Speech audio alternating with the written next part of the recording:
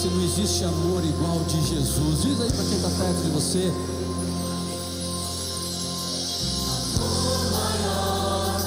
Não existe amor igual ao amor de Jesus. Não tem, não existe.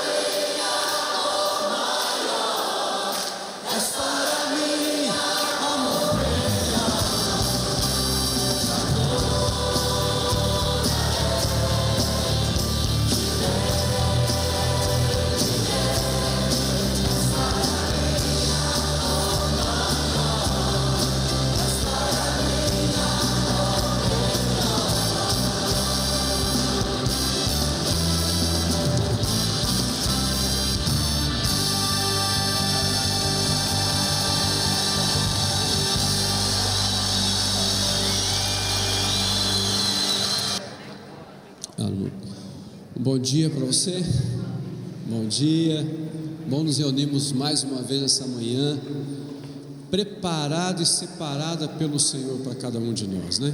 Eu te convido a se colocar em pé. Você trouxe a sua Bíblia com você?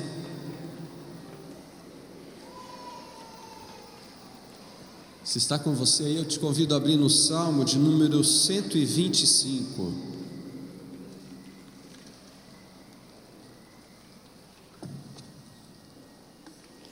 Salmo de número 125.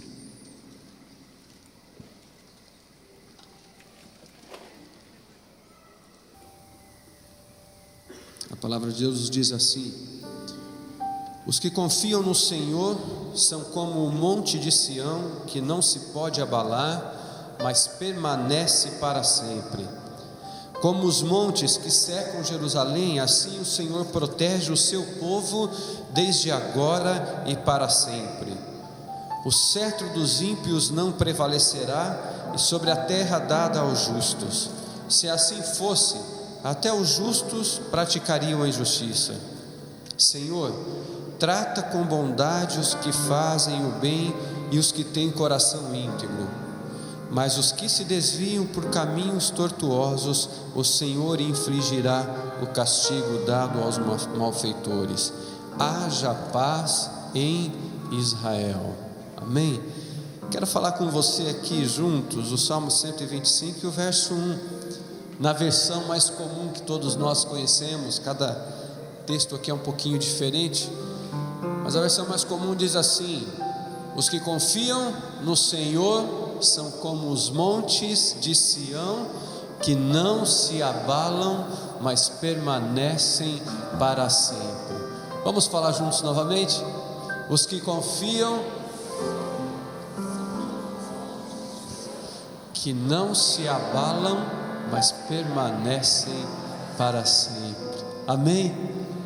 Vamos orar juntos ao Senhor, confiando nesse Senhor em quem nós podemos estar firmados todos os dias e em todos os tempos, sabendo que Ele é o Deus presente. Ele é o Deus presente aqui neste lugar essa manhã.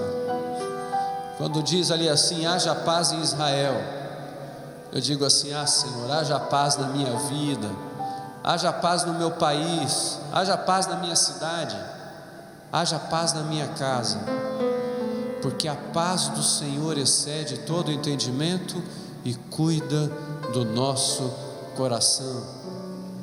Que a paz do Senhor reine aqui sobre este lugar e sobre a sua vida esta manhã. Você crê que Deus tem algo especial para você nesse dia aqui? Crê? Você está com o seu coração aberto para receber aquilo que o Senhor tem para você nessa manhã?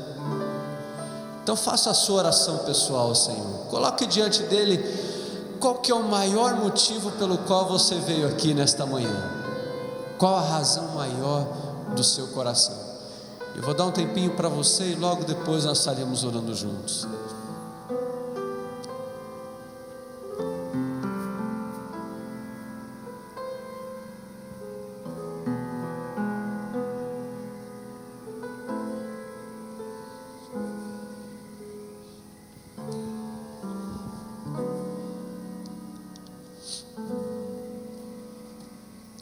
Neste momento, Senhor, em que teu povo está reunido, Senhor, e te busca em oração, a primeira coisa que eu peço ao Senhor é que o Senhor perdoe os nossos pecados, perdoe as nossas falhas, Senhor, perdoe, ó Deus, as tristezas, as mágoas, as amarguras que às vezes invadem o coração da gente, Senhor. Ó Deus, perdoa-nos para que a nossa comunicação contigo, Senhor, seja sem qualquer impedimento. Agradecemos, Pai, porque estamos na tua casa, Senhor, porque podemos falar contigo, porque podemos, Senhor, junto com o teu povo, Senhor, se reunir, assim como Israel no passado se reunia, todo Israel, para adorar ao Senhor. Queremos também nesta manhã, Deus, teu povo reunido, te adorar, te glorificar, pedir perdão pelas falhas que temos com o Senhor, e também dizer, Senhor, que precisamos da tua visitação a cada dia, Senhor, e que queremos também ser como os montes de Sião, que não se abalam, permanecem para sempre, ainda que nos abalemos por algum motivo, Senhor, mas mesmo assim, Senhor, mesmo abatidos, abalados, prostrados, queremos permanecer aos pés do Senhor, queremos permanecer com o Senhor, porque o Senhor é o manancial de águas vivas. Aceita a nossa adoração em nome de Jesus. Amém. Amém. Quero que você cante assim bem suave com a sua alma. Nas montanhas e nos vales ergueremos nossa voz de louvores,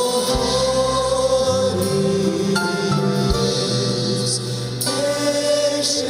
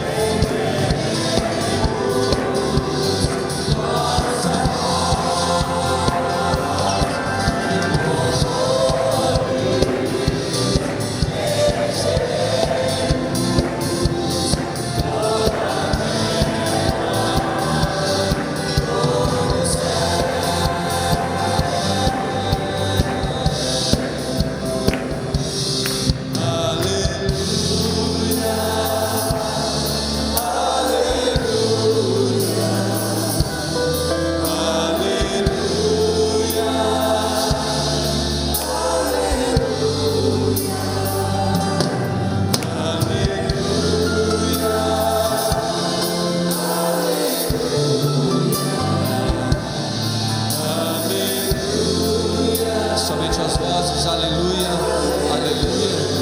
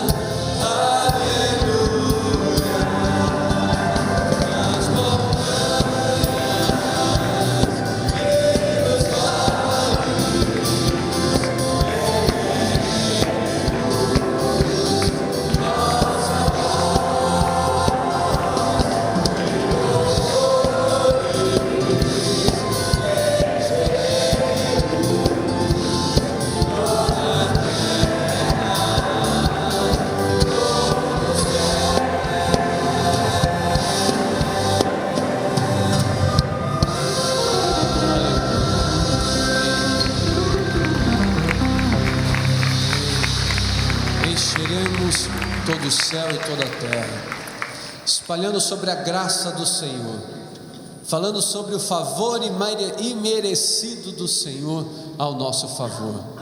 Adoremos ao Senhor juntos, falando dessa maravilhosa graça, e assim nós cantamos juntos, continuando exaltando a Ele por tudo aquilo que Ele tem feito a nosso favor.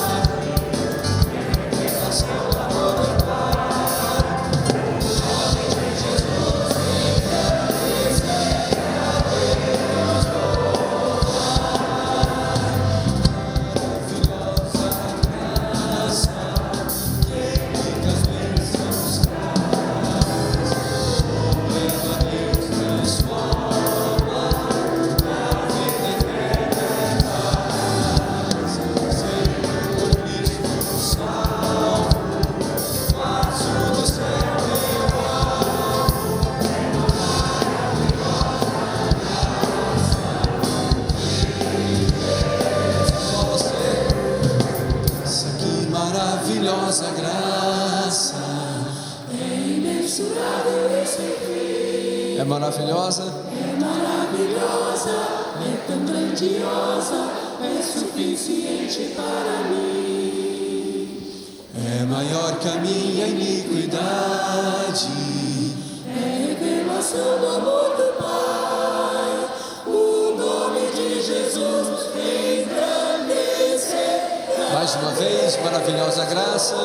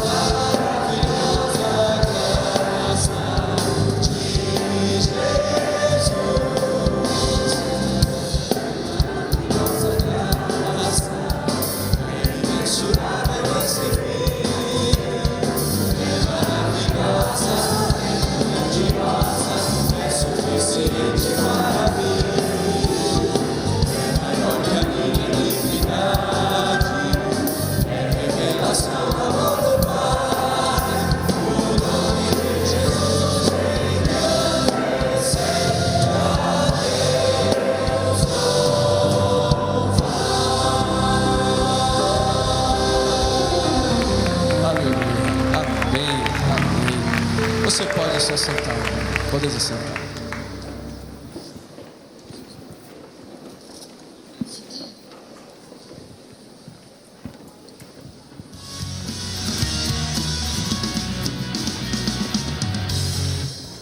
Olá, gente. Hoje o Acontece na PIB foi um pouquinho mais longe. Saiu das 4 paredes aqui da PIB e foi até o Chapinhal, no Centro de Educação Infantil Pedacinho de Gente. E vocês vão ver um pouquinho das 83 crianças que nós atendemos ali. E a partir de hoje, você pode ter a oportunidade novamente de apadrinhar alguma criança. Nós temos tantos desafios, Deus já nos tem abençoado tanto. E estas crianças podem ser transformadas pelo poder do Espírito Santo. E você pode ser instrumento desse poder do Senhor na vida delas. Então, conheça um pouquinho mais, olhe com atenção esses rostinhos. Ore, se coloque diante do Senhor, porque com apenas R$43 você pode apadrinhar uma criança. Então veja o que você pode fazer, aquilo que Deus tem colocado no seu coração e aceite esse desafio. Junte-se a nós nesse desafio do Senhor para a transformação da vida destas crianças e também de suas famílias. Que nós possamos ter naquele bairro aquela transformação que temos orado, que temos colocado diante do Senhor, que comece um avivamento e comece na vida de um pequenino. Venha conosco, participe da obra do Senhor.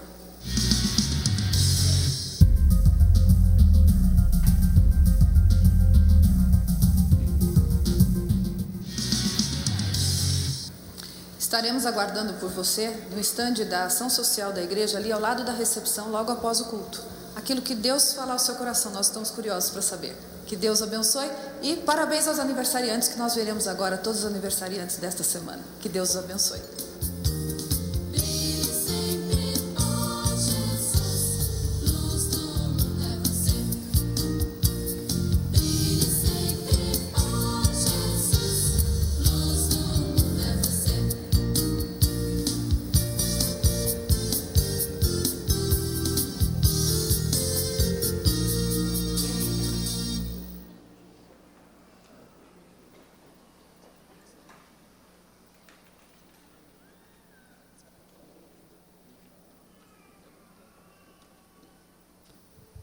Opa! A palavra de Deus nos diz que os filhos são herança do Senhor, uma recompensa que Ele dá. E existem algumas pessoas aqui que estão muito felizes pela essa recompensa, por esse presente de Deus que receberam.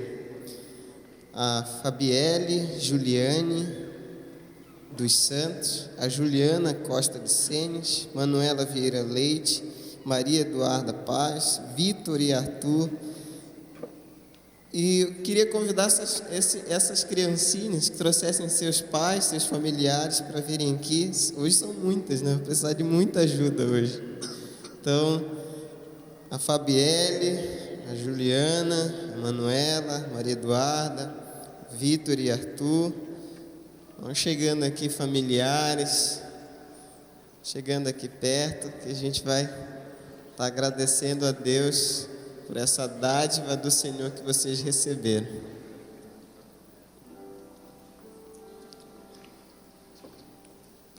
Pode subir, pode subir.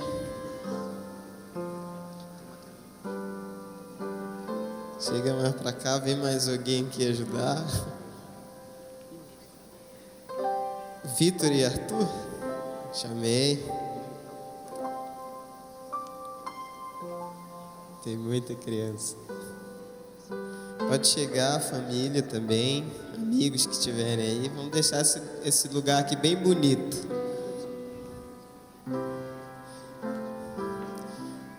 Eu vou convidar todas as mães com os bebês que cheguem bem aqui perto para a gente fazer aquela foto bonita e mostrar os bebês de vocês. Chega mais aqui, papai que está com o neném também chega aqui, tá? Já tem, essa é a... Agora tá difícil aqui, tem muito bebê. Essa é a Fabielle. Como é que a gente faz? Como os pais são surdos, a gente vai aprender um jeito diferente de fazer, tá? Nada de ó. Faz assim, todo mundo. Quero ver todo mundo com a mãozinha assim. Na hora que a gente estiver mostrando, vocês vão fazer ó. Tá bom? Vamos de novo. Mostra aqui a Fabielle. Como é que a gente faz? Oh, muito bem, então de parabéns, não sabe fazer só os nossos louvores. Aqui está a Juliana. Cadê a nossa câmera aqui para mostrar a Juliana?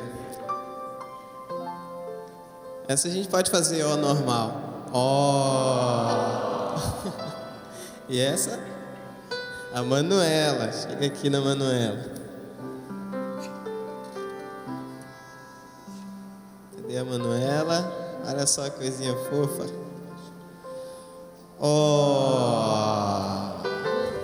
Quem mais? O Arthur já foi, né? Já passou. Aqui, tem mais duas bebês ali. Mais duas ali, rapaz. Hoje tem muita. É esse? Arthur. O Vitor e o Arthur. Como é que a gente faz, gente? Só que esse tem que ser ó, porque são dois, né? Esse a gente faz ó. Os filhos são herança do Senhor, uma recompensa que Ele dá. Por que nós fazemos isso aqui? Nós fazemos porque nós cremos que um dia, Deus já tem marcado esse dia, por sinal. Todas essas crianças entregarão as suas vidas ao Senhor, conhecendo assim, reconhecendo assim o seu poder, a sua graça e a sua misericórdia. Nós fazemos isso crendo que Deus está presente também com essa família, dando a eles, a cada um deles, esse presente especial. E é muito bom a gente saber que Deus tem nos dado algo especial. Então queria convidar vocês a ficarem em pé agora. Nós vamos orar com essas famílias, pela vida de cada um deles. Vou pegar uma colinha aqui, para que Deus esteja abençoando a vida deles e fazendo o milagre do Senhor acontecer, marcando assim o dia em que eles mesmos reconhecerão que Jesus é o Senhor, que Jesus pode proporcionar a eles a melhor de todas as experiências que eles terão durante a sua vida. Então, estenda a sua mão para cá, dizendo assim que você está concordando com essa oração e que deseja que eles tenham uma vida abençoada. Vamos orar. Senhor Jesus, nós te agradecemos porque os filhos são herança do Senhor. Obrigado por cada família aqui representada. Obrigado porque o Senhor se agraciou de cada uma delas e deu a eles um presente muito especial. Obrigado, Deus, porque essas crianças trouxeram alegria para esses lares. Obrigado, Senhor, porque o Senhor já começou a fazer milagre na vida deles desde o seu nascimento. Então nós te agradecemos pela Fabielle e Juliane. Muito obrigado, Deus. Pedimos pelos seus pais, o Cláudio e o Leandro, que o Senhor esteja abençoando e dando muita sabedoria a eles, dando a eles a cada dia o discernimento para poder educar nos caminhos do Senhor. Deus, te agradecemos também pela Juliana, que desde o seu nascimento já foi um milagre do Senhor, passando alguns dias ali na UTI, mas o Senhor se fez presente na vida dessa família, Pai, restaurando a Juliana, e hoje ela pode estar aqui, sendo apresentada à igreja e ao Senhor como uma joia preciosa do Senhor. Então abençoa, Deus, a Sandra e o Cleverson, para que eles tenham sabedoria, sim, para educar a Juliana nos caminhos do Senhor. A Manuela também, Pai. Deus, em nome de Jesus, que o Senhor já esteja marcando o momento em que ela estará entregando a sua vida ao Senhor. Dá sabedoria a Fabrício e a Lívia, Pai. A Maria Eduarda, Deus, em nome de Jesus, que o Senhor abençoe e guarde, que o Senhor livre de todo mal. O Vitor e Arthur, Pai. Deus, nós agradecemos, porque essa preciosidade vem em dose dupla. E nós agradecemos pela graça e o amor do Senhor estendido pela vida do Enio e Betina. Deus, cuida deles, dá sabedoria a eles, estende a tua mão de poder e de bênção sobre esse lar, para que eles possam dizer: eu e minha casa servimos ao Senhor. Todos nós, como povo do Senhor, agora estendemos a nossa mão, declarando esse tipo de bênção por essas famílias. E essa é a nossa oração, Pai. E fazemos em nome de Jesus, porque nós cremos que somente Ele pode fazer a grande diferença na vida de cada criancinha dessa. Então oramos assim, em nome de Jesus. Amém e amém. No profundo do mar, nos limites da terra, louvamos-te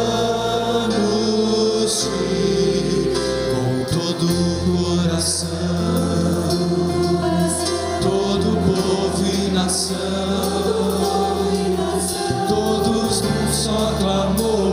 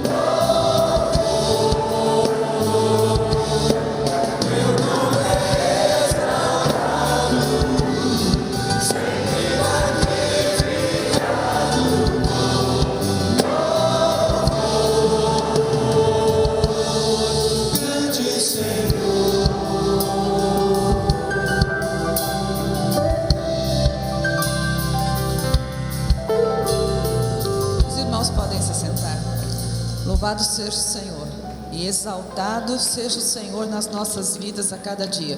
Eu quero chamar o Joãozinho aqui e a Rosinha, se a Rosinha estiver aqui. A Rosinha fez aniversário essa semana, nossa missionária lá em Portugal, mas nos dá o prazer de estar aqui conosco. E o Joãozinho, que está indo para o campo, de fato, né? Nós vamos estar orando por ele. Nós temos colocado diante dos irmãos que todos os pedidos de oração vão até o jardim de oração, para ter uma atenção especial, para ter um carinho especial e alguém orando, intercedendo com você ali. Mas hoje, com essa apresentação dos bebês aqui, a gente não pode deixar de orar por aqueles bebês que não podem ainda estar aqui. E que aperta tanto o nosso coração, né? E eu digo sempre que nós somos família. E família se alegra com os que se alegram, mas chora com os que choram. E quando se trata de bebê, eu não sei você, mas meu coração fica desse tamanhinho assim. Nós temos a Juju com 8 meses já na UTI. Essa semana eu estava falando com a Vivi, ela está até com escaras. Nós precisamos orar. E gente, ela está engordando, ela está bonita. Ela já nasceu linda, está mais linda ainda. E nós cremos que o Senhor pode todas as coisas. Nós não sabemos o propósito do Senhor na vida desta família, mas o Senhor sabe. E tem a Vitória também, que está de 7 dias, está no Hospital Nossa Senhora das Graças, está na UTI também. Que o Senhor tenha misericórdia dela. E veio um pedido de doação de sangue para o João Vitor Tozeski. Anote esse nome, João Vitor Tozeski.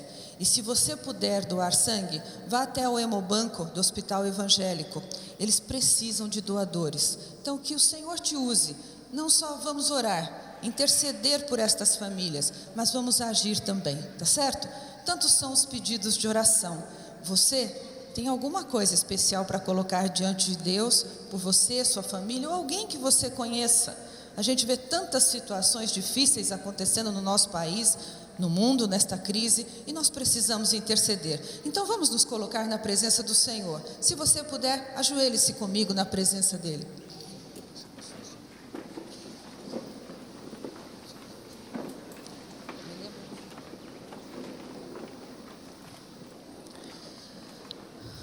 Senhor, nosso Deus, nosso Pai querido, nós estamos na presença do Senhor para te engrandecer, te exaltar, te louvar, porque santo, santo, santo é o Senhor.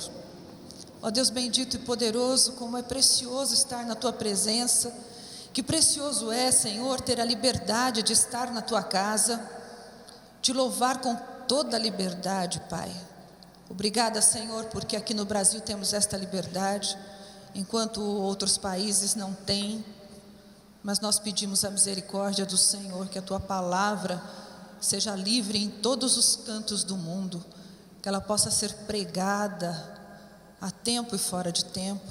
Ó Senhor Jesus, obrigada, Pai. E na pregação da tua palavra, palavra de salvação, nós dedicamos o João agora nas tuas mãos. Querido nosso, filho nosso, que nós clamamos que a unção do teu Santo Espírito venha sobre o teu servo, e que ele não seja um enviado desta igreja, ele seja um enviado do Deus vivo e poderoso, aquele que vai ungí-lo, aquele que vai cuidar dele, que vai estar com ele a tempo, Pai, qualquer, não importa a situação que ele esteja vivendo, nas alegrias o Senhor estará com ele, nas dificuldades o Senhor o sustentará, e em tudo ele dará graças, porque se o Senhor é por nós, quem será contra nós? Que o teu filho tenha palavras de sabedoria, que ele tenha um coração maleável ao teu Santo Espírito, ó Pai, para ter empatia com aquelas pessoas, sentir a dor, saber aconselhar. Pai, que quando ele orar, pessoas sejam curadas, libertas do poder das trevas. Derrama da unção do teu Santo Espírito sobre o teu servo e não permita que nada venha lhe faltar. Cuida da sua vida emocional, cuida da sua saúde, cuida da sua vida financeira, em que em tudo, Pai, ele possa ver a tua boa mão a sustentá-lo. Obrigada pela vida dele, Senhor. Te agradecemos pela vida da Rosinha, que completou mais um ano de vida, e nós temos o privilégio de tê-la por perto, Senhor. Que este seja um tempo de bênção na vida dela, dos seus pais, que ela possa sentir o carinho do Senhor na vida dela, e os seus pais também, pelo privilégio que estão tendo de tê-la por perto.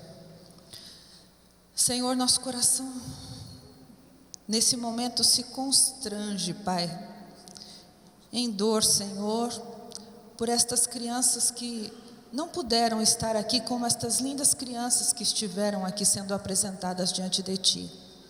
Mas nós apresentamos os nossos pequeninos que estão enfermos nas mãos do Senhor agora.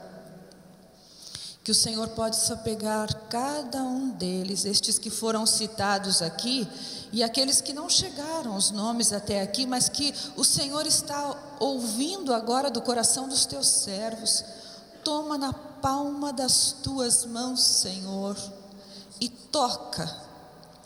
Pai, nós cremos num Deus vivo e poderoso, e sabemos que um toque do Senhor pode tirar a Juju desses 8 meses de UTI. Pode tirar cada uma destas crianças, Pai, desta situação, e alegrar o coração dos seus pais. Que tristeza é para uma mãe, Senhor, que gerou seu filhinho durante 9 meses, não poder tê-lo nos braços, Pai, não poder amamentá-lo, Senhor. Tenha misericórdia destas famílias, Pai. Intervenha com teu Santo Espírito, ó Senhor Todo-Poderoso. Por favor, Pai, intervenha em nome de Jesus. E Senhor, o Senhor que sonda os nossos corações, está vendo o coração de cada servo que está ajoelhado diante do Senhor agora. O Senhor conhece a aflição, a ansiedade, os sonhos de cada um dos teus filhos. Por isso, toma diante do trono da graça do Senhor e olha com carinho, Pai, para cada pedido que está sendo feito agora. E atende, Senhor, segundo a tua vontade, pois ela é boa, perfeita e agradável. E nesse tempo, Pai, que o mundo está em crise, que nós possamos saber que a nossa segurança está no Senhor Jesus, o nosso Deus vivo e poderoso, e com o Senhor não há crise que nos atinja, porque o Senhor é quem nos sustenta, o Senhor é quem nos dá graça. Por isso, Pai, cada servo teu que aqui está, cada servo teu desta igreja, que o Senhor possa sustentar, que o Senhor possa dar graça, nada lhes falte, porque o Senhor é o nosso pastor e nada nos faltará.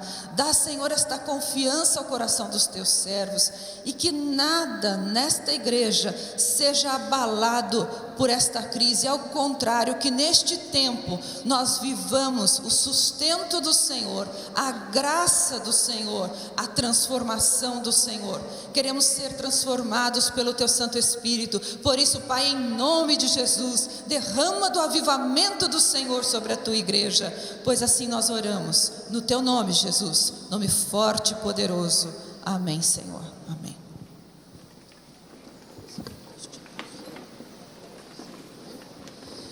O Rondinelli me falou que tem mais uma pessoa que precisa de doação de sangue.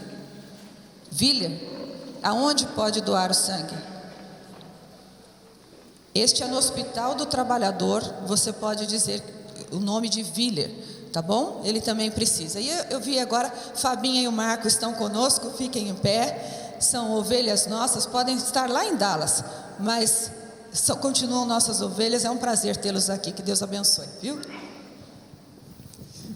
Deus é bom, não é? Às vezes a gente fica enumerando as circunstâncias e a gente não vê os livramentos de Deus. Na minha vida, os últimos 6 meses do ano de 2008 foi uma grande batalha. Logo no comecinho do 2º semestre, papai veio a falecer.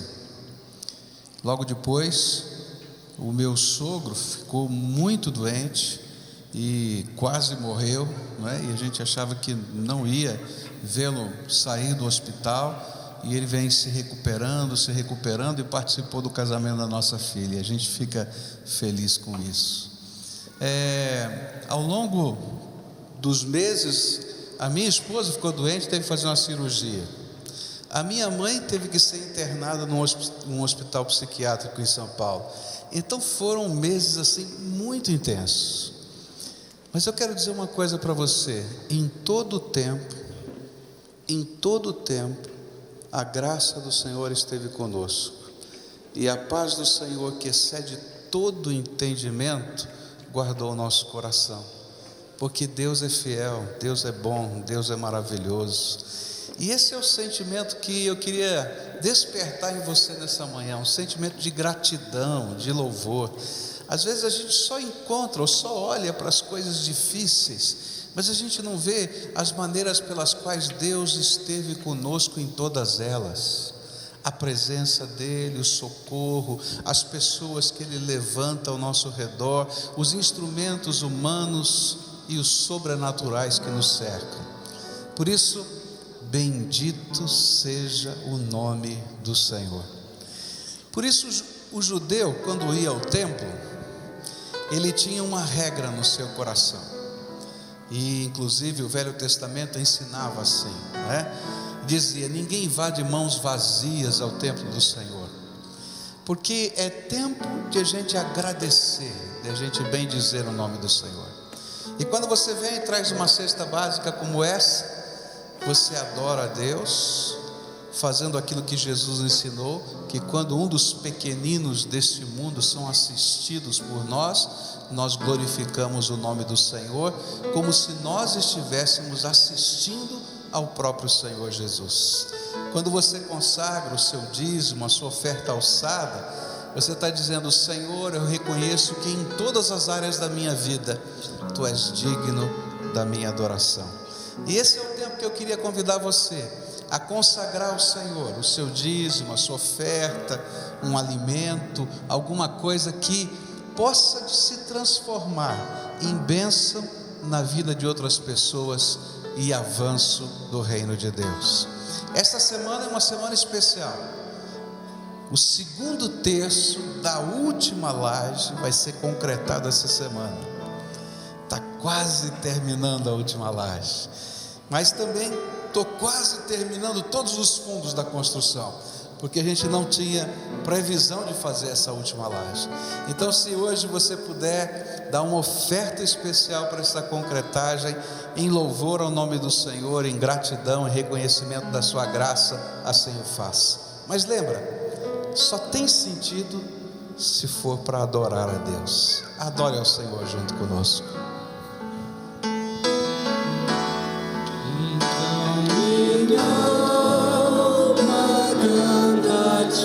Senhor, grandioso és tu, grandioso és tu. Então minha alma canta a ti, Senhor, grandioso és tu, grandioso és tu.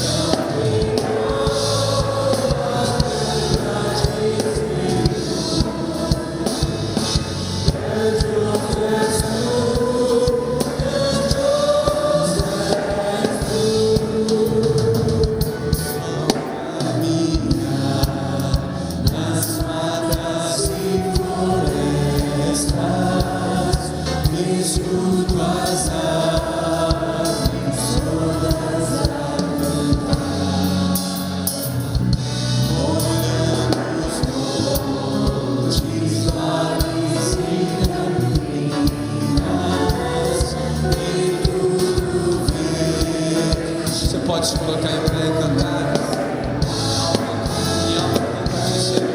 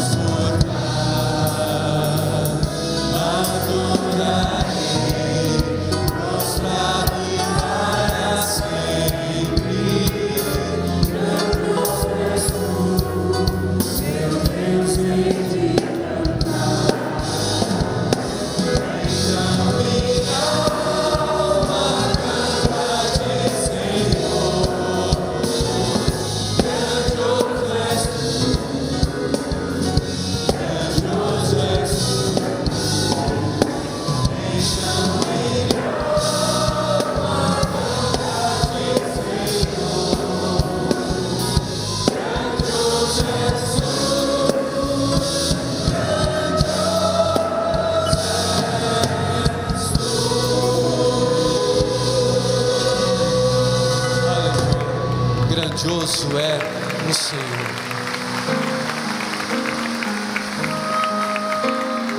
Grande é o Senhor e muito digno de louvor. Na cidade do nosso Deus, seu santo monte.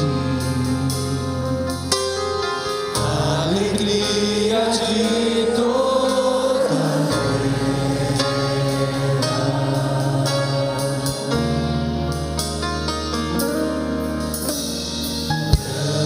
grande é o Senhor em quem nós temos a vitória. Aquele que nos ajuda,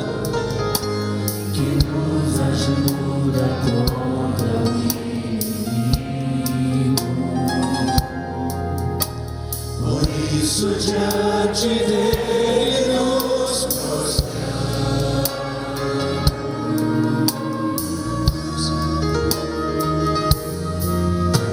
Queremos o teu nome engrandecer e agradecer-te por tua obra em nossas vidas. Confiamos em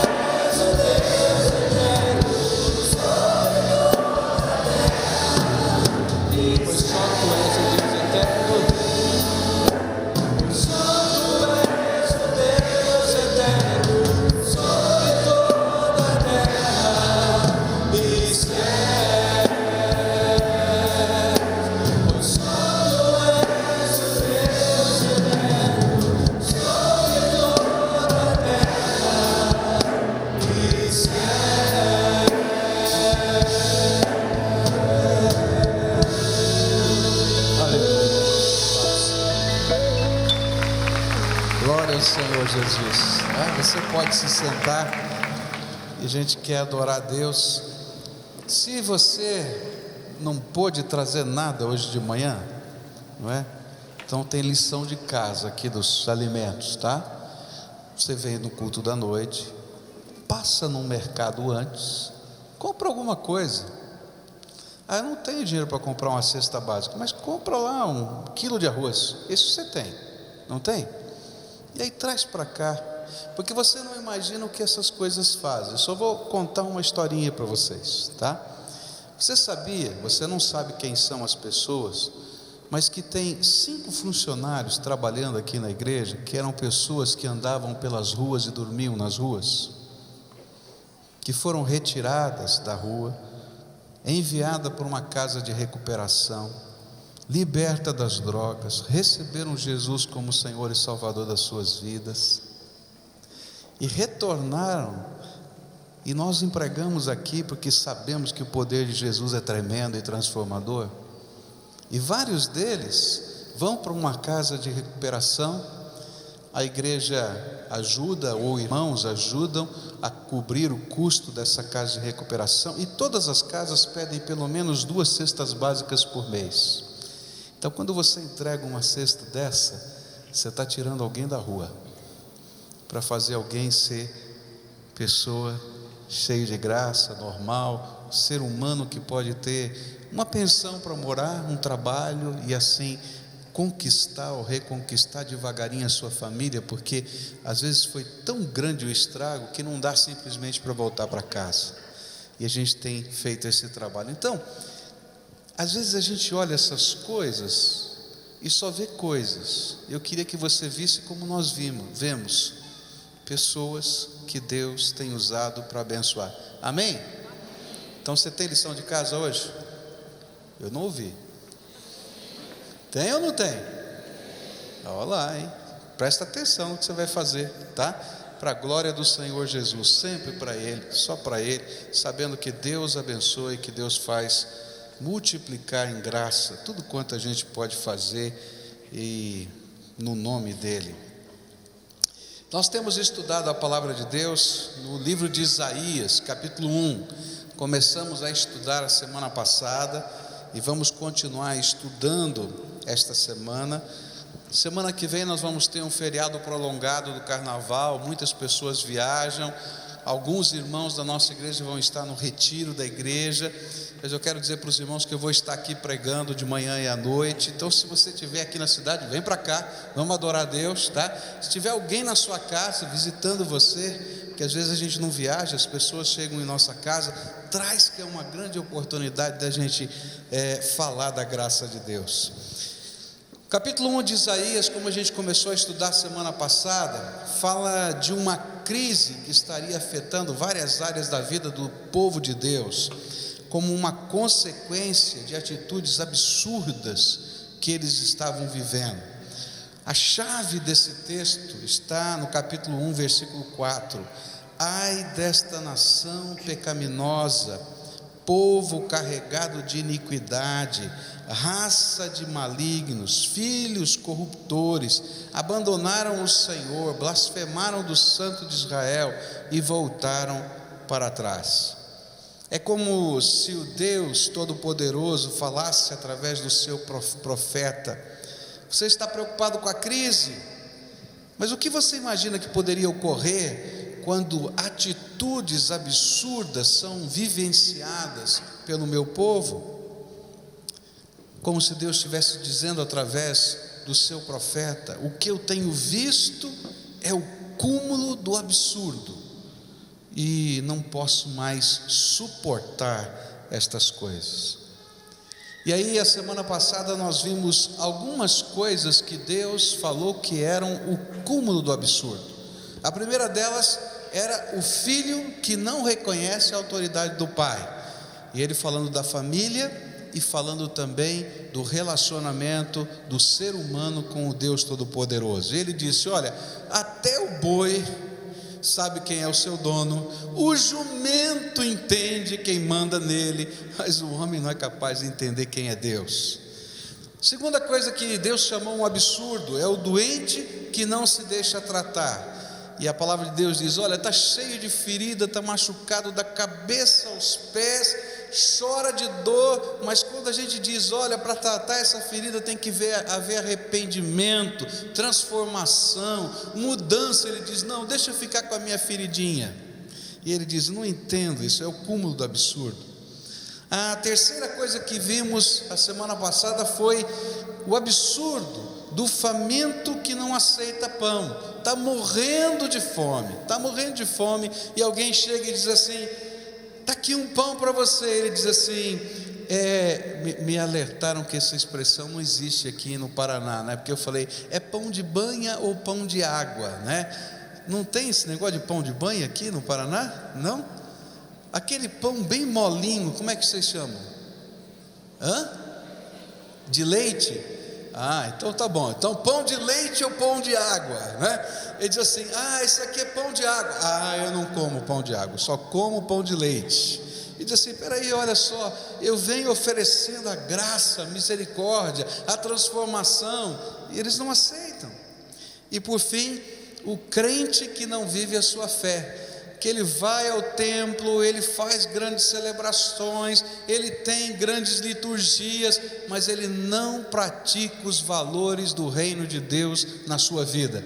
E aí então o Senhor diz: o que é que você pode imaginar que vai acontecer?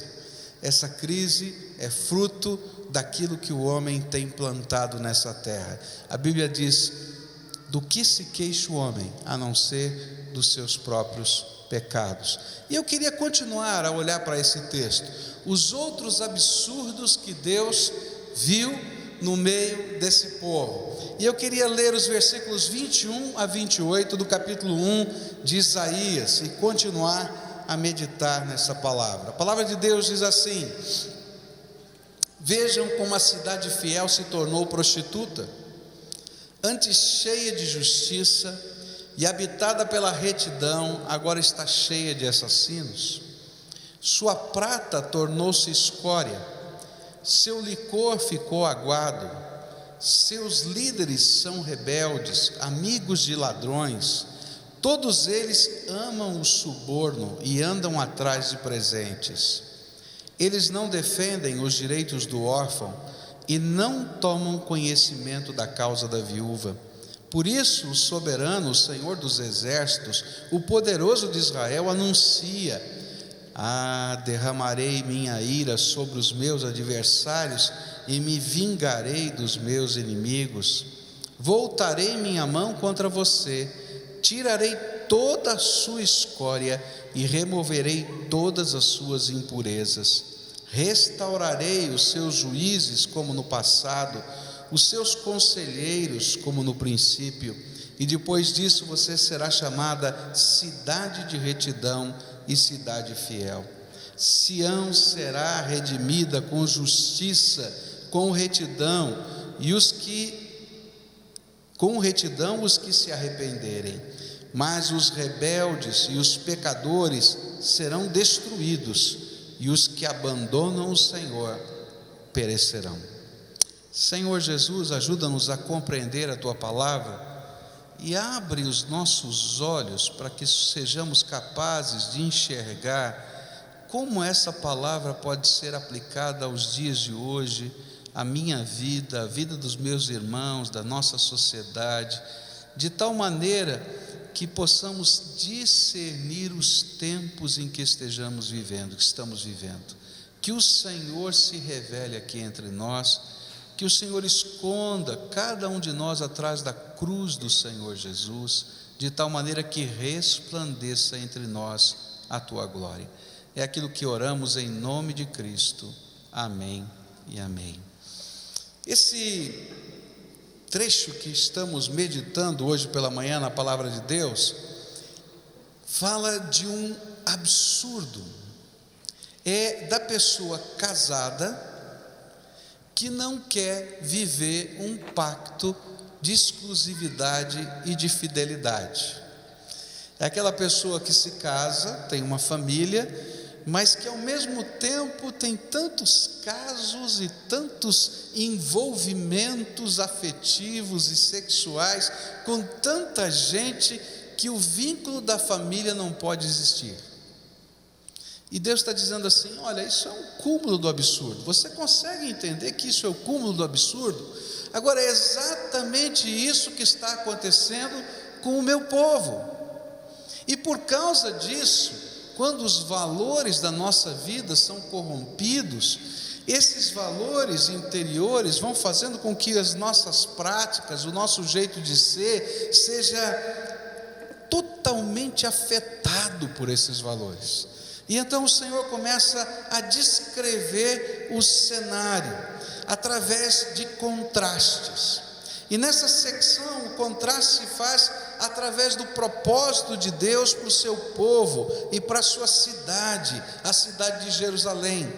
Quando Deus escolheu um povo e tirou lá do Egito, Ele fez uma promessa a Moisés. Ele disse assim: olha, quando vocês chegarem na terra prometida, eu vou escolher uma cidade, e naquela cidade vocês vão colocar o meu templo.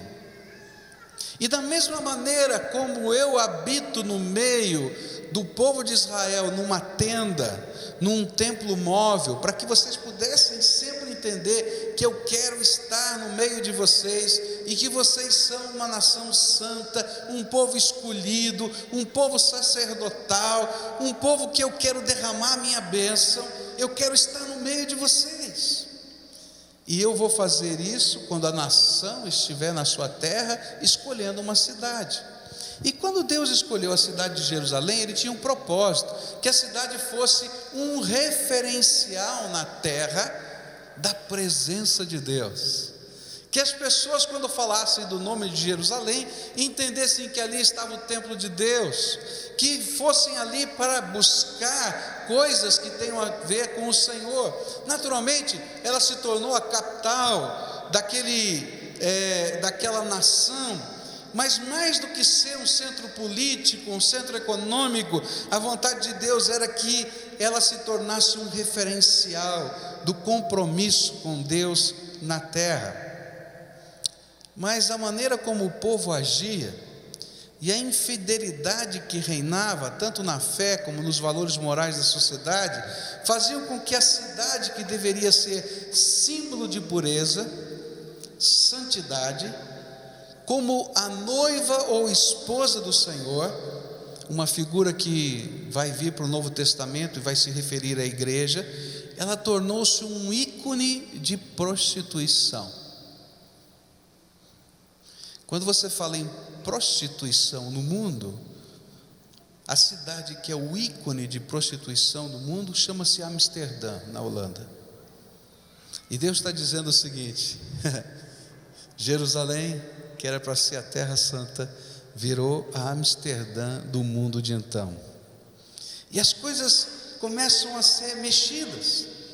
Era como se o Senhor estivesse dizendo assim: é o cúmulo do absurdo uma prostituta se sentir casada, pois um dos elementos preponderantes de uma relação conjugal é a fidelidade, e não há fidelidade entre o meu povo e o seu Deus. E quando não há fidelidade, até o que poderia parecer bom, até aquilo que poderia parecer bem, eles tomam um sentido justamente oposto.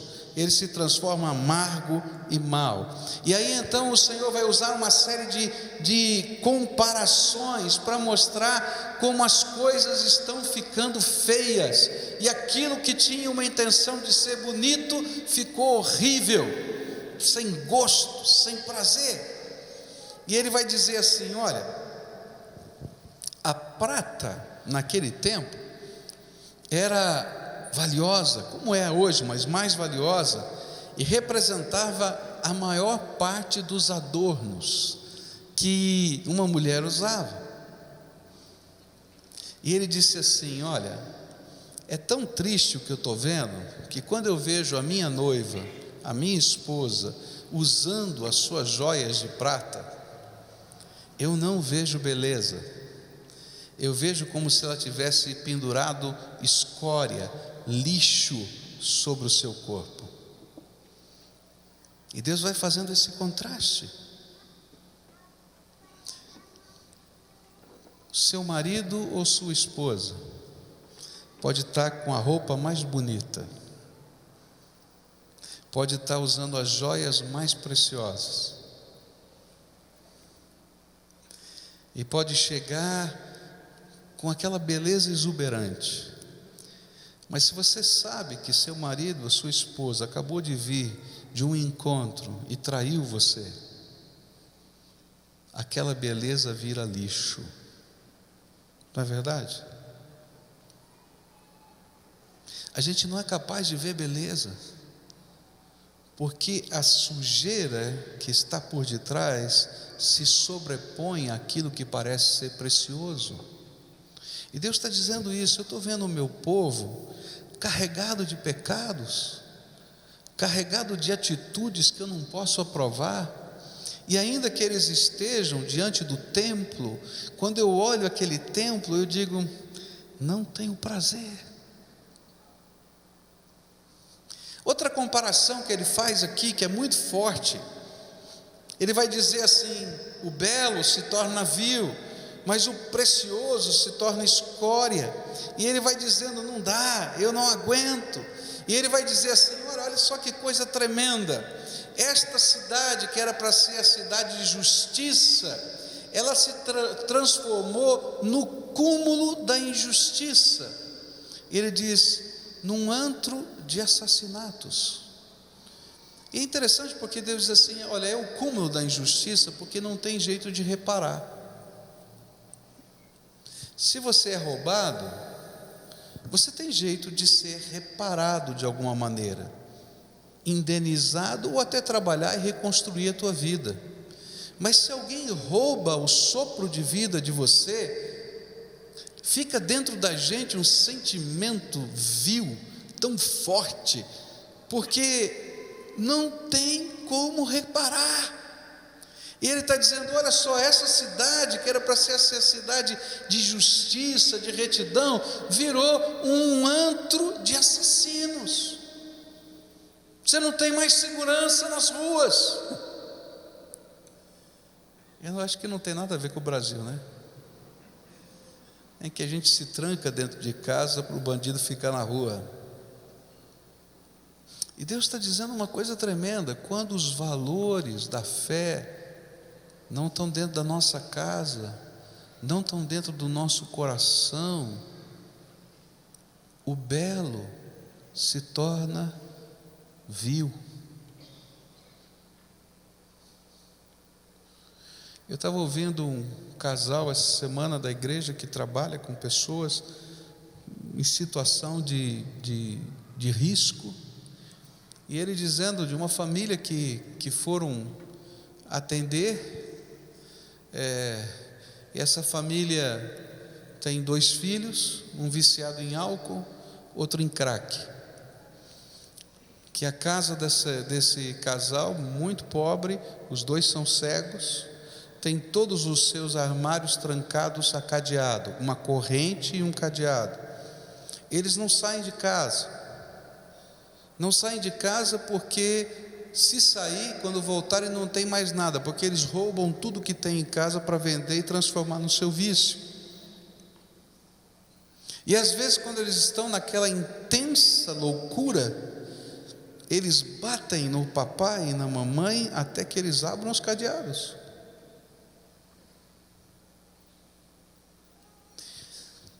A gente olha para aquilo e diz, não, tem alguma coisa errada. Porque a família, que deveria ser o precioso, lugar de amparo, de justiça, de cuidado mútuo, virou um negócio vil. Deus olha para isso e diz, é o cúmulo do absurdo. E Ele está dizendo, sabe por que isso acontece? É porque nós permitimos que os nossos valores, a nossa fé sejam prostituídos. E a consequência disso é desgraça. Ele continua nessas comparações. Ele diz assim, olha, o licor ficou aguado. E essa é uma figura de linguagem para dizer, aquilo que deveria ser saboroso na vida, acaba ficando sem gosto.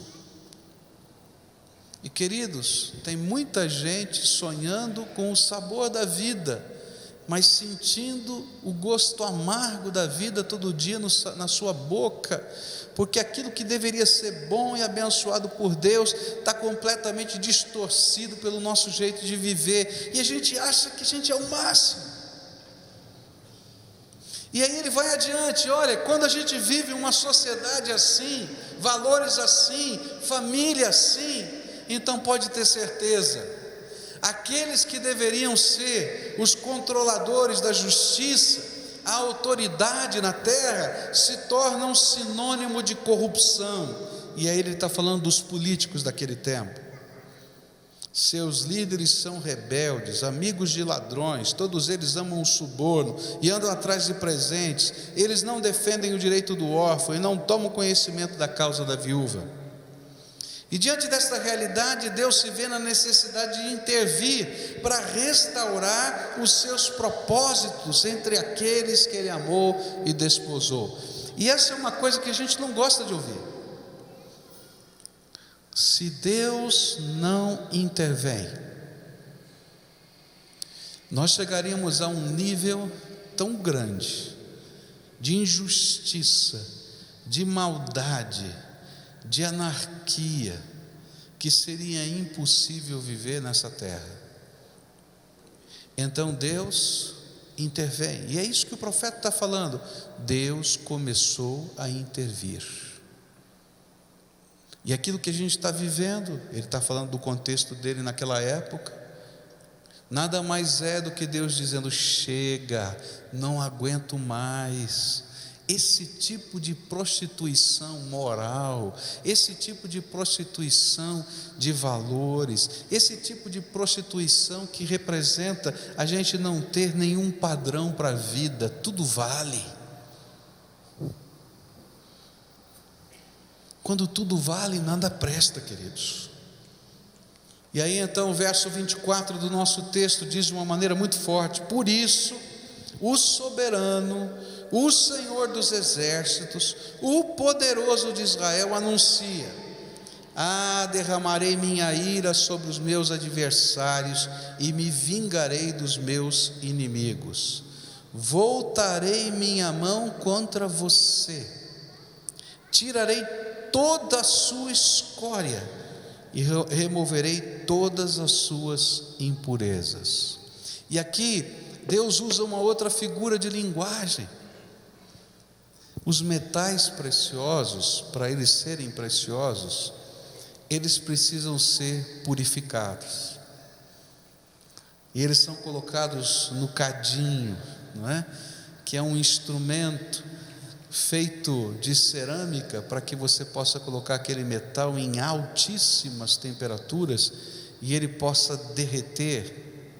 E de acordo com o peso atômico da matéria, as impurezas, que geralmente são mais pesadas, não é? Vão tomar um lugar, e a parte mais preciosa vai tomar outro lugar nesta ferramenta, e aí você pode retirá-la e purificá-la. Às vezes a gente vai vivendo a vida do jeito da gente e não percebe o mal que a gente está fazendo. A gente vai vivendo a vida do jeito da gente e não percebe que os nossos valores estão gerando desgraça, não somente na minha vida, na vida dos meus filhos, na vida da minha família, mas em toda a sociedade que está à minha volta. E a gente pensa assim: não, essa aqui é a minha vida, ninguém tem nada a ver com isso. Essa aqui é a minha liberdade, ninguém tem nada a ver com isso. Mas a gente não entende que a nossa liberdade se limita naquilo que nós podemos afetar os outros. Por exemplo, nós estamos em plena campanha aqui no Paraná contra a dengue, não é? E o que é a mensagem que está sendo dita aí na televisão? Não adianta você limpar o seu quintal, se o seu vizinho não limpar o quintal dele, o pernilongo que nasce lá, que se cria lá, vai picar você, e a doença vai continuar na tua casa. E Deus está dizendo a mesma coisa.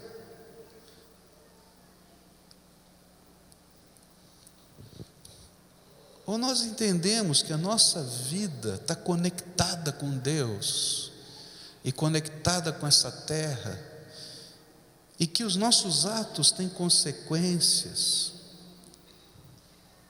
tanto para nós como para os outros, ou nós vamos ter que Deus nos demonstrar isso através de circunstâncias que a gente tenha que avaliar os nossos valores.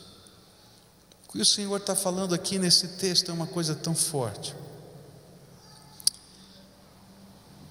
Há momentos na história da minha vida e da sua vida, quando a gente não quer ouvir, quando a gente apenas toma as razões que são nossas razões e de mais ninguém, que Deus tem que intervir sobre a nossa vida e fechar as portas daquilo que eu imaginava ser a minha segurança, para que eu entenda que sem a graça de Deus, sem a bênção do Senhor, o homem não é nada, é só pó.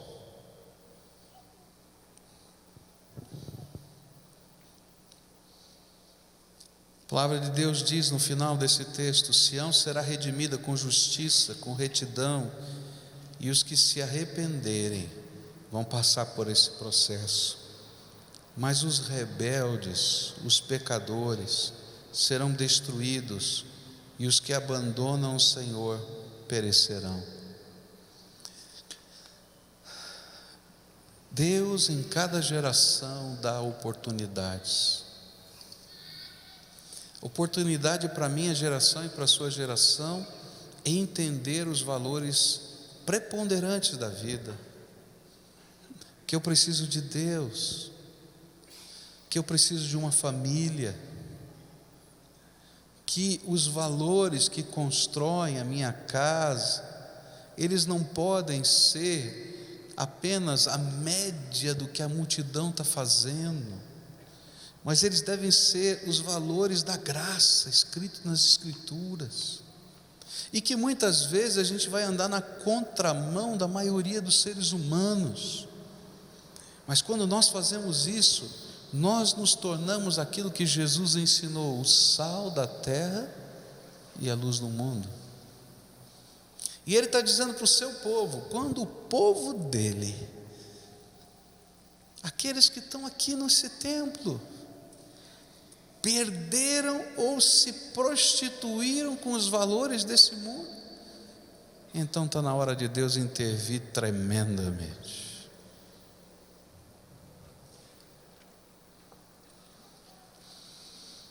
É triste, mas hoje você vai na cadeia, vou falar coisa séria, essa igreja tem vários cultos nas prisões dessa cidade.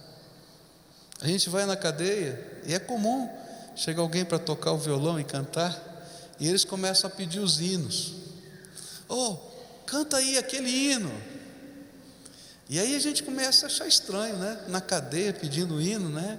E aí a gente vai conversar a história e vai descobrir que muitas daquelas pessoas que estão na cadeia eram meninos e meninas, jovens e adolescentes que estavam nos templos das igrejas evangélicas do Brasil e que hoje estão na cadeia.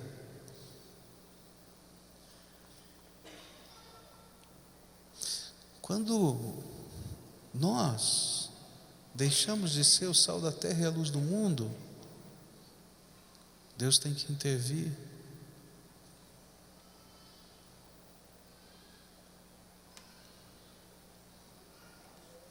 Quando pastores começam a fazer coisas que a mídia publica e nos envergonham, Deus tem que intervir. Quando na família de gente que lê a Bíblia todo dia acontecem coisas que Deus acha o cúmulo do absurdo, Deus tem que intervir, porque não tem mais sal na terra, nem luz nesse mundo. O meu centro, eu tenho falado sobre isso semana passada e essa semana. é que tudo isso que tem acontecido no mundo é um tempo de oportunidade de Deus para um despertamento do povo de Deus, a confissão de pecados e santificação. Porque quanto mais rápido o povo de Deus se converter dos seus maus caminhos, confessar os seus pecados, abandonar essa conduta que Deus não pode aceitar, Ele vai ouvir a nossa oração, perdoar os nossos pecados e sarar a nossa terra. Gente, quando um crente não tem palavra, quando um crente é mentiroso, quando um crente se embriaga, quando um crente faz negócios que não quer que ninguém saiba, porque se souber é vergonhoso, quando um crente tem uma vida dupla, tripla, sei lá o quê, quando um jovem crente tem um namoro que Deus não aceita, queridos, Deus olha no céu, lá do céu, e diz: olha, isso é o cúmulo do absurdo, a minha noiva se prostituiu. Alguns meses atrás o Michel pregou aqui na igreja. Ele tem um estilo dele bem interessante de pregar, e ele combinou com uma das jovens da coreografia para vestir uma roupa, um vestido de noiva, não é? E ela entrou aqui fazendo as coreografias com o vestido de noiva, e num dado momento ele pegou um spray de tinta preta e pintou aquele vestido de noiva e começou a manchá-lo todo, a ponto dele ter sido jogado fora porque não prestava para mais nada. E no momento em que ele começou a fazer isso, as senhoras que estavam aqui diziam: está estragando tudo. E ele usou essa ilustração para dizer para a gente como Deus vê a noiva dele, a igreja dele, marcada, manchada pelo pecado. Ela pode vir adornada, ela pode ter todo o equipamento aqui montado, ela pode ter coros lindos, maravilhosos, mas ele vai ver que o precioso se tornou vil, escória.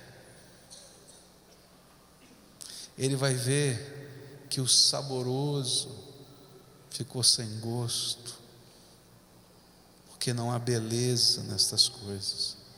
O que é que você acha que Deus sente quando Ele começa a ver na casa de tantos crentes adultério, separação? Eu vou falar coisas aqui que são pesadas demais, mas eu posso falar porque eu as vivo todos os dias. Quando nas nossas casas, de gente que frequenta a igreja, a gente vai ouvir os familiares chorando e pedindo socorro por causa de abuso de pais com filhos ou filhas, de mães com filhos e filhas, com avós com seus netos, aqui dentro. O que você acha que Deus sente quando dois jovens, daqueles que frequentam todos os dias, são encontrados em atos sexuais dentro do templo?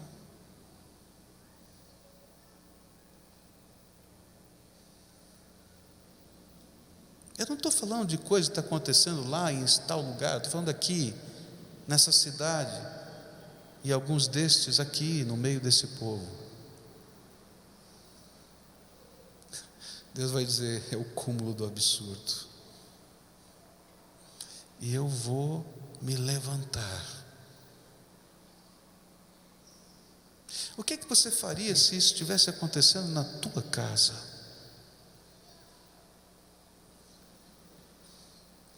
Mas, querido, você é o filho do Pai Todo-Poderoso, isso está acontecendo na casa dele. O que você acha que ele vai fazer?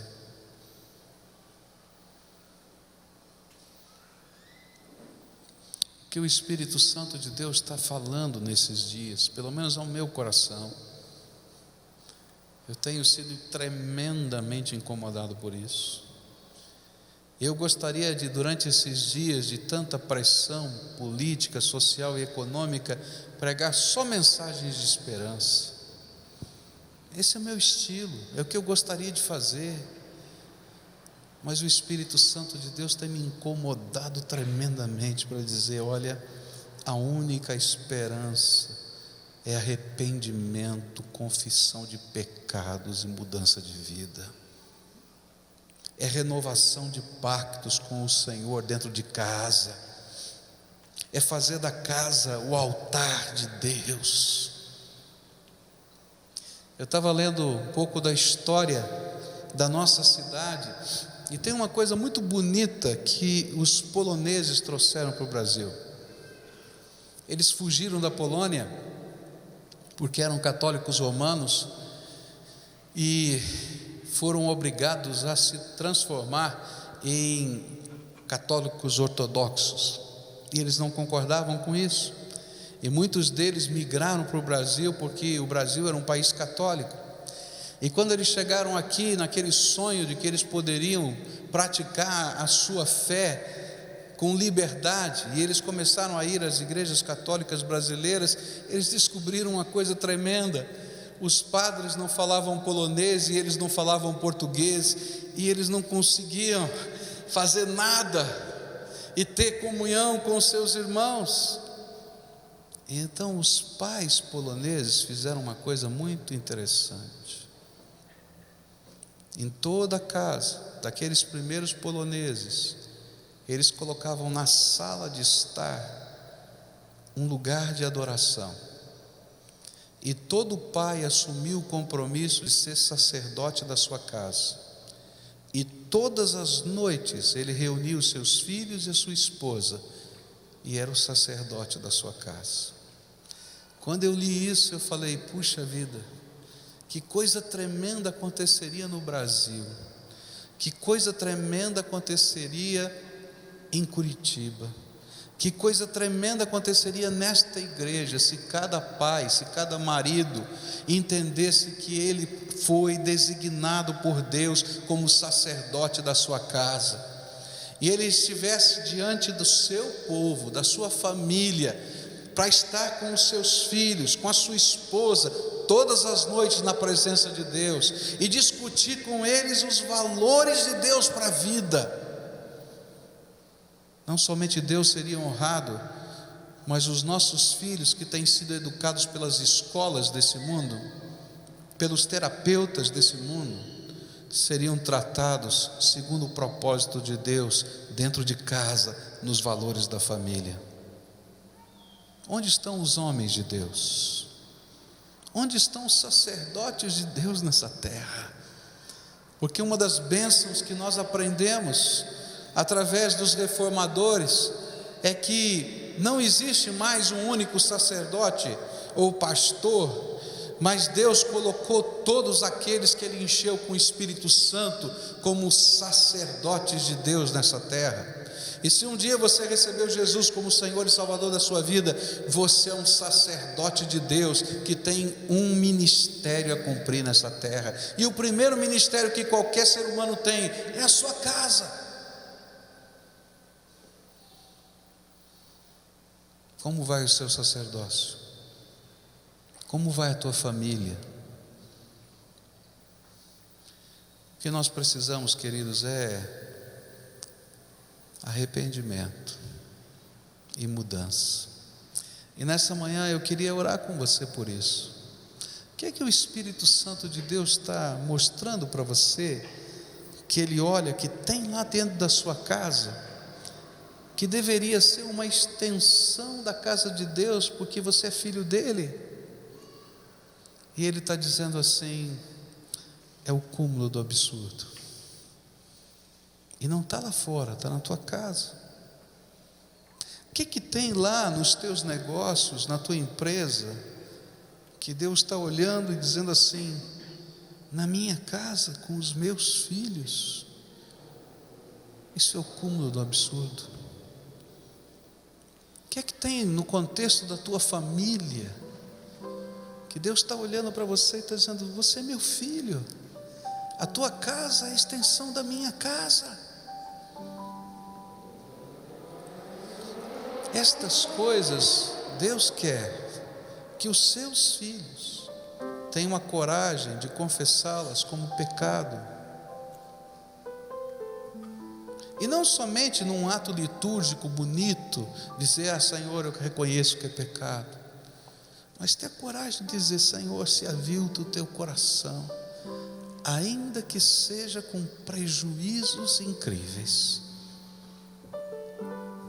eu vou entregar nas tuas mãos e vou deixar, porque não existe prejuízo maior do que o dia que Deus tira a sua bênção de sobre o seu povo. Queridos, eu não sei se você já viveu um tempo assim, quando Deus diz: a minha bênção está retirada, você pode fazer o que você quiser, não tem jeito, porque se você respira, é por causa da graça de Deus. Porque no dia em que Ele disser: opa, o Espírito que eu soprei em você, que eu emprestei para você, que é o sopro da vida, tem que voltar para mim. Acabou. Porque até o sopro de vida lhe foi emprestado.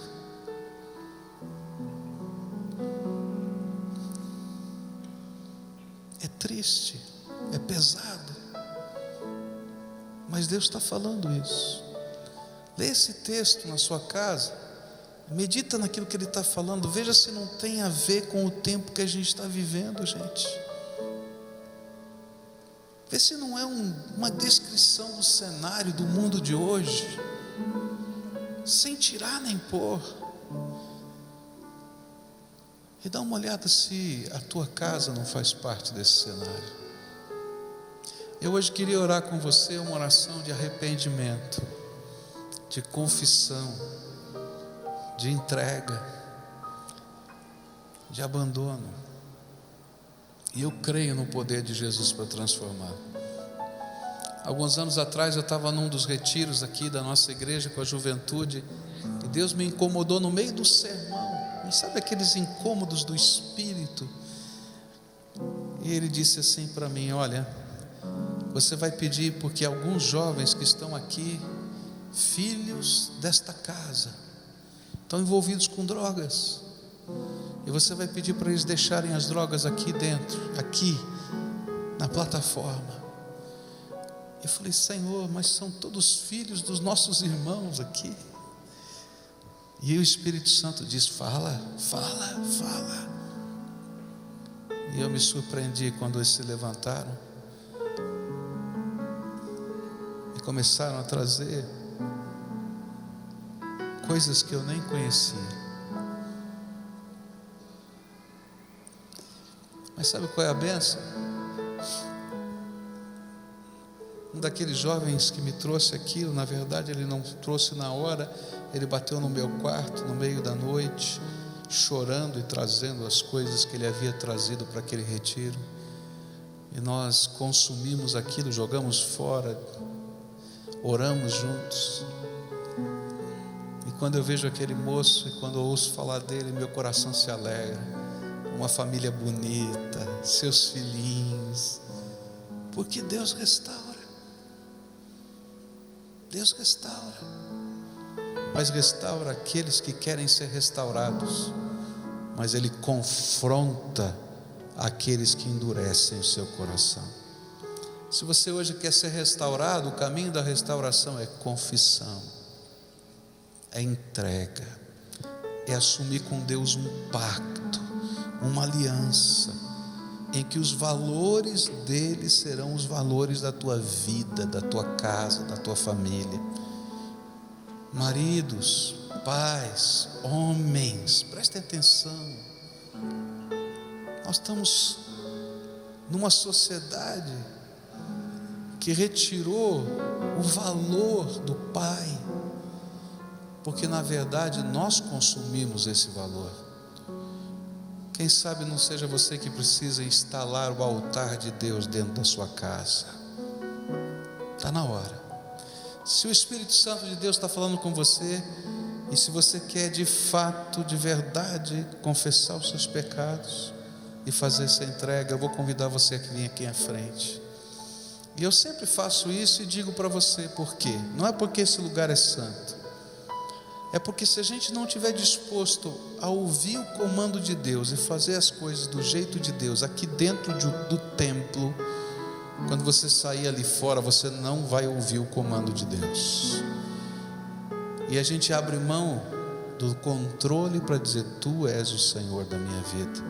Se o Espírito de Deus está falando com você e você quer fazer entregas, confissão, você quer assumir pactos e compromissos com Deus, eu quero orar por você. Vai saindo aí do seu lugar, vem para cá e a gente vai orar junto.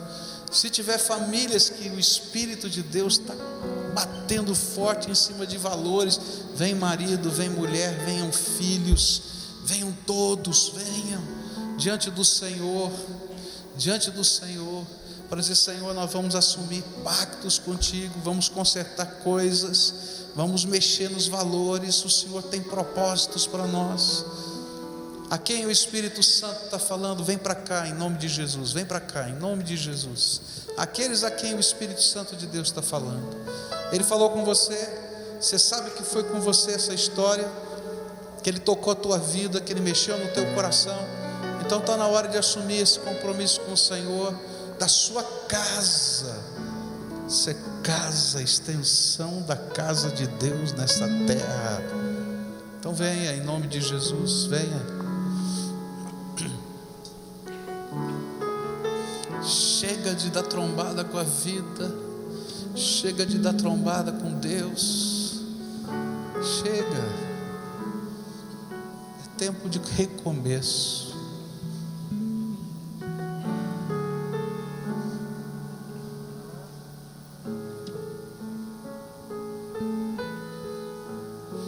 E a gente vai orar ao Senhor juntos aqui. Se você está com a sua família, chega bem junto, abraça, faz aí uma rodinha com a sua casa, com o seu esposo, com a sua esposa. E aquele que representa a maior autoridade dessa casa, chega baixinho no ouvido, tá? E faz a entrega dessa casa ao Senhor. Diga: olha, Senhor, esta casa é do Senhor. E você vai usar as suas palavras, o que você entende que precisa ser entregue, mas que a sua casa possa participar.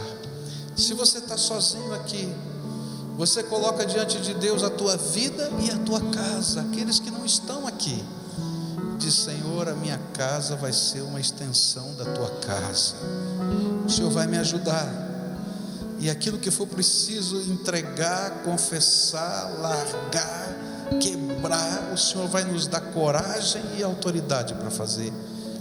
E como Gideão, que foi no fundo do quintal da casa dele, onde tinha o altar do seu pai, e ele com uma marreta destruiu todos aqueles ídolos com medo no meio da noite, você vai ser o Gideão dessa casa. Ore ao Senhor, usa as tuas palavras, confessa o que precisa ser confessado, entrega o que precisa ser entregue. Mas isso só você pode fazer, porque é a tua casa e a tua vida.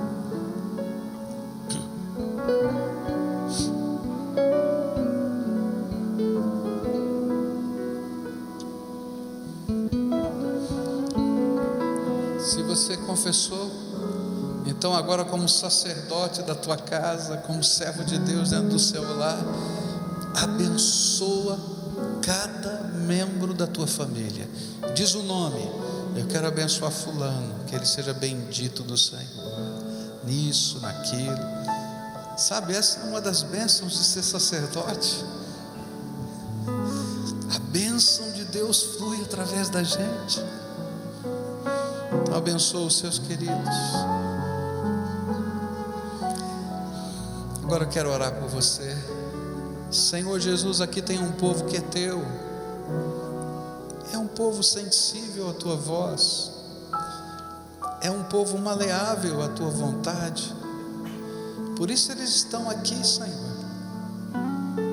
Eles não vieram aqui por outra razão a não ser porque o teu Espírito ministrou na vida deles, e estão aqui para fazer entregas, para firmar pactos, para assumir compromissos, para dizer: Senhor, a minha casa é a extensão da tua casa, glorifico o teu nome lá, a minha vida é a extensão dos teus propósitos, usa a minha vida para a tua glória. Alguns estão aqui dizendo: Senhor, liberta de alguns pecados. Alguns estão dizendo: eu não consigo, mas tu podes. E eu quero nessa hora, na autoridade do nome do Senhor Jesus, quebrar toda a amarra de Satanás sobre essas vidas, toda a algema do diabo que escraviza, seja arrebentada no poder do nome e do sangue de Jesus. Põe a tua mão de poder, Senhor, e no buraco, Senhor, desta revolução, infunde o teu Espírito Santo. Que, Senhor, esses corações sejam cheios da tua graça, cheios, Senhor, da tua autoridade, cheios, Senhor, do teu poder, e que eles sejam instrumentos do Senhor nessa terra, sal da terra e luz do mundo.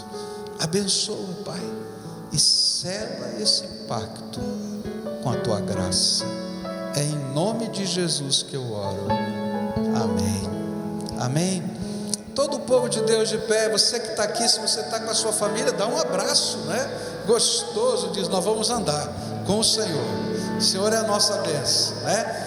E quando você chegar em casa, você que está sozinho, você que a família toda não veio, não esqueça de dar um abraço, um beijo, e a bênção que você orou aqui, fala no ouvido dessa pessoa: o Senhor me mandou te abençoar sim. Você vai ver que coisa tremenda, queridos. Agora todo o povo de Deus em pé, e nós vamos adorar a Deus. Eu quero convidar você para vir hoje à noite. Você tem lição de casa, não esquece não, tá? O alimento. E hoje à noite eu vou continuar falando sobre Isaías capítulo 1 e 2, sobre esta crise, suas razões e o que Deus quer fazer na nossa vida. Adoremos ao Senhor juntos. Que nos rendemos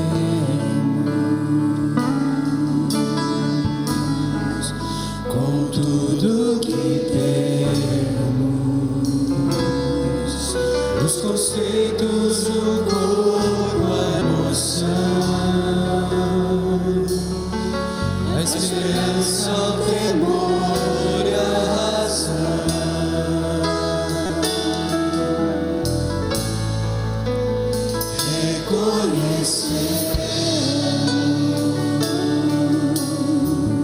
Reconhecemos que somos frágeis, é pequeno nosso entender, limitada a nossa visão, mas tu és justo e quer imutável,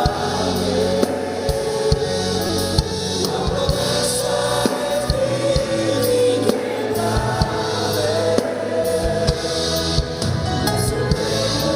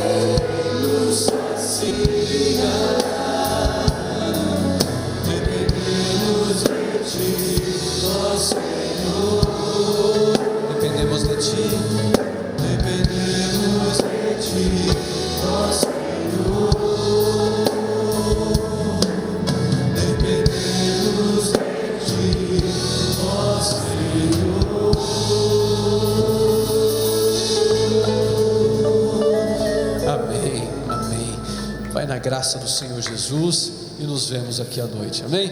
Não sai daqui sem dar um abraço em alguém, sem desejar a bênção de Deus na vida de alguém.